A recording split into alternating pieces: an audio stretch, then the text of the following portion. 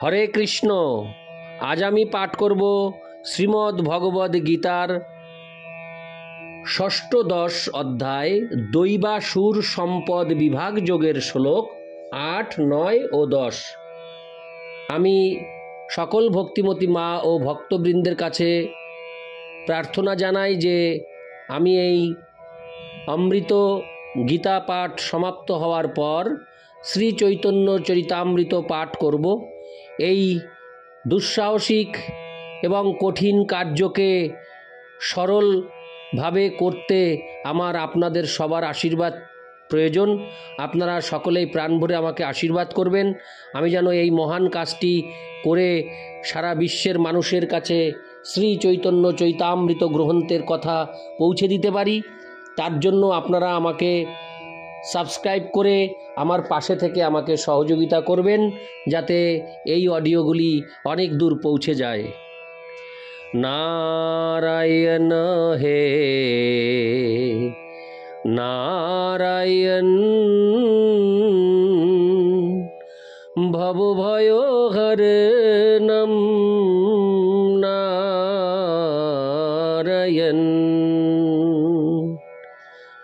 শ্লোক ৮। অসত্যম প্রতিষ্ঠং তে জগদাহুরনিশ্বরম অপরস্পর সম্ভূতং কিম নথ কাম হৈতুকম। অনুবাদ: আসরিক স্বভাব বিশিষ্ট ব্যক্তিরা বলে যে এই জগৎ মিথ্যা, অবলম্বনহীন ও ঈশ্বর শূন্য। পারস্পরিক কামবশত এই জগৎ উৎপন্ন হয়েছে এবং কাম ছাড়া আর অন্য কোনো কারণ নেই। তাৎপর্য: আসরিক ভাবাপন্ন মানুষেরা সিদ্ধান্ত করে যে এই জগৎটি অলিক, এর পেছনে কোনো কার্য কারণ নেই, এর কোনো নিয়ন্তা নেই, কোনো উদ্দেশ্য নেই, সব কিছুই মিথ্যা। তারা বলে যে ঘটনাচক্রে জড় পদার্থের ক্রিয়া ও প্রতিক্রিয়ার ফলে এই বিশ্ব ব্রহ্মাণ্ড প্রকাশিত হয়েছে। কোনো বিশেষ উদ্দেশ্য নিয়ে যে ভগবান এই জড়জগৎ সৃষ্টি করেছেন তারা তা মনে করে না। তাদের নিজেদের মন গড়া কতকগুলি মতবাদ আছে।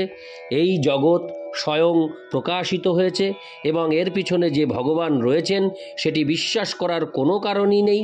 তাদের কাছে চেতনা ও জড়ের মধ্যে কোনো পার্থক্য নেই এবং তারা পরম চেতনাকে স্বীকার করে না। তাদের কাছে সবই কেবল জড় এবং সমস্ত বিশ্বব্রহ্মাণ্ড একটি অজ্ঞানতার পিণ্ড মাত্র। তাদের মতে সব কিছুই শূন্য এবং যা কিছু অস্তিত্বের প্রকাশ দেখা যায় তা আমাদের উপলব্ধির ভ্রম মাত্র। তারা স্থির নিশ্চিতভাবে ধরে নিয়েছে যে বৈচিত্র্যময় সমস্ত প্রকাশ কেবল অজ্ঞানতাজনিত ভ্রম। ঠিক যেমন স্বপ্নে আমরা অনেক কিছু সৃষ্টি করতে পারি যাদের প্রকৃতপক্ষে কোনো অস্তিত্বই নেই।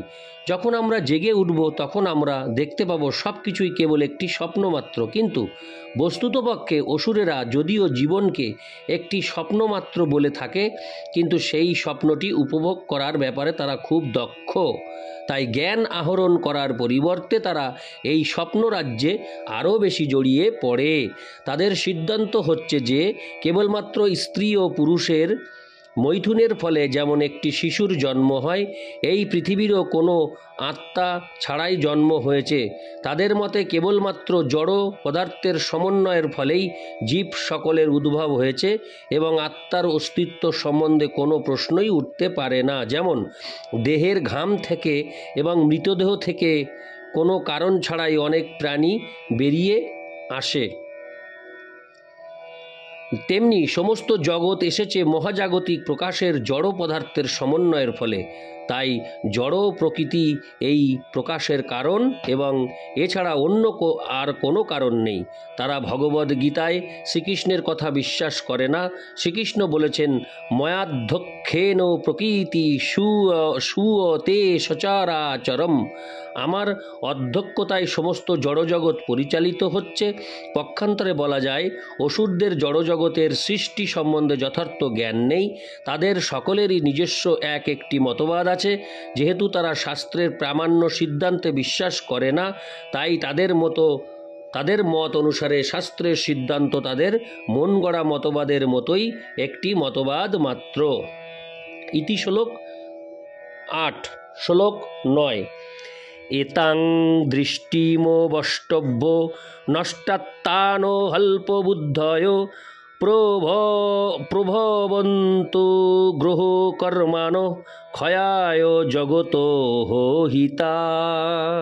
অনুবাদ: এই প্রকার সিদ্ধান্ত অবলম্বন করে আত্মতত্ত্ব জ্ঞানহীন, অল্প বুদ্ধি সম্পন্ন, উগ্র কর্তা এবং অনিষ্টকারী অসুরেরা জগৎ ধ্বংসকারী কার্যে প্রভাব বিস্তার করে। তাৎপর্য: আসরিক ভাবাপন্ন মানুষেরা যে ধরনের কার্যকর্মে লিপ্ত তা পৃথিবীকে ধ্বংসের পথে নিয়ে যাবে। ভগবান এখানে বলেছেন যে তারা অল্প বুদ্ধি সম্পন্ন।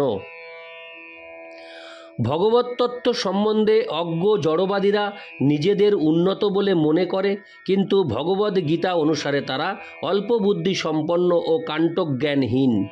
তারা চরমভাবে এই জড় জগৎকে ভোগ করার চেষ্টা করে এবং তাই ইন্দ্রিয় সুখ ভোগের জন্য সর্বদাই কিছু না কিছু আবিষ্কার করতে ব্যস্ত।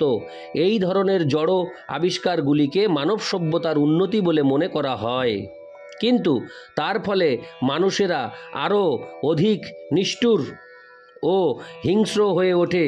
পশুর প্রতি নিষ্ঠুর হয়ে উঠেছে এবং অন্য মানুষের প্রতি নিষ্ঠুর হয়ে উঠেছে।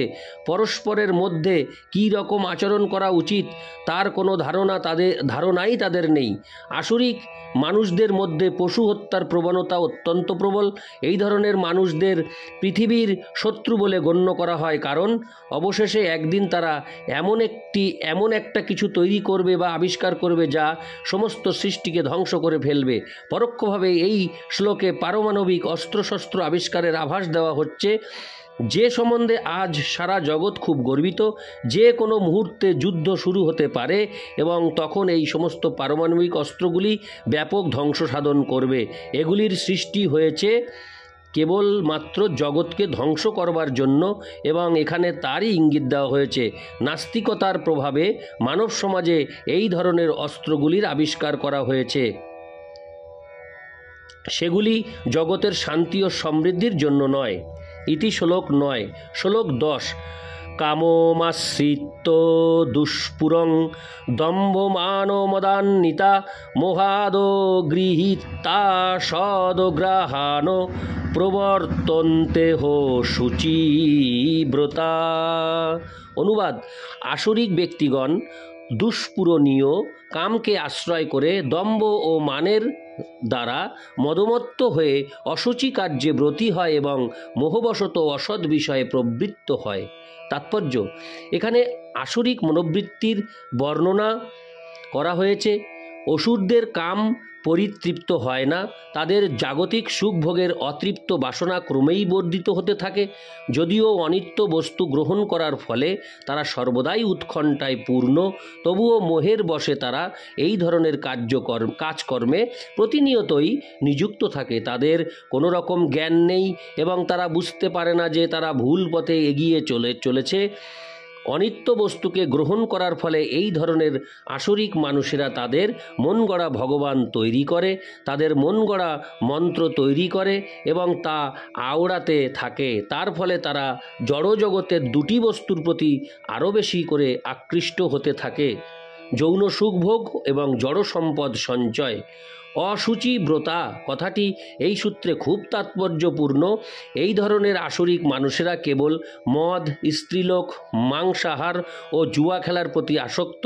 সেগুলি তাদের অশুচি অভ্যাস। দম্ভ ও মিথ্যা সম্মানের দ্বারা প্রভাবিত হয়ে তারা কতকগুলি ধর্মনীতি তৈরি করে যা বৈদিক অনুশাসনের দ্বারা অনুমোদিত হয়নি।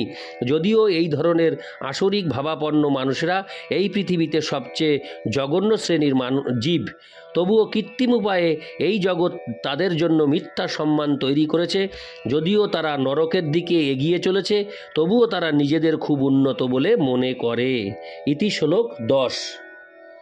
নারায়ণ হে নারায়ণ ভব ভয় হরে নাম নারায়ণ। হরে কৃষ্ণ।